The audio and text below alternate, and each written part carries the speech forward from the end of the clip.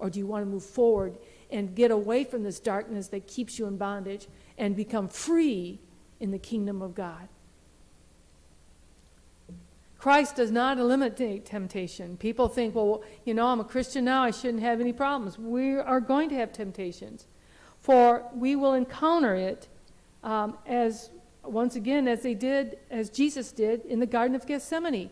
Jesus is tempted here in the wilderness, but he's tempted again in the very Garden of Gethsemane. The moment that comes just before he goes to the cross. And in that, the Satan tempts him to give up God's plan. And the weakness for Jesus was that he loved his disciples so much, he didn't want to leave them. He was afraid of what would happen to him. And so he comes to the point of realizing, this is my will that I stay, but your will, O Lord, says what? To go, to take the cross, and so that they may move forward instead of being pitied by Jesus for years to come. So Christ tells us that temptation doesn't leave us, but we can overcome it. We can call upon our Father, listen to the Spirit, and realize God's love is there to bring us closer. Who would want to succumb to a brief emotion, and I thought about this, of pleasure, a brief emotion of pleasure in the temptation that comes to us, only to lose the greatest pleasure of love in God? Think about that.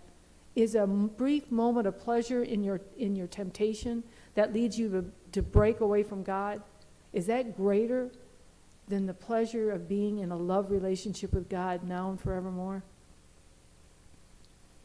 1 Corinthians 10:13 says, no temptation has seized you except what is common to man, and God is faithful. He will not let you be tempted beyond what you can bear, but when you are tempted, he'll provide a way out so that you may stand up under it. You are not alone. Do not listen to that lie. Tell Satan to take a hike. And if you have to, call a friend, a Christian friend, and say, this is bothering me and I'm tempted to do this. Or even call me and I'll walk with you. Because all of us know what temptation has led us to and know the pain that it brings.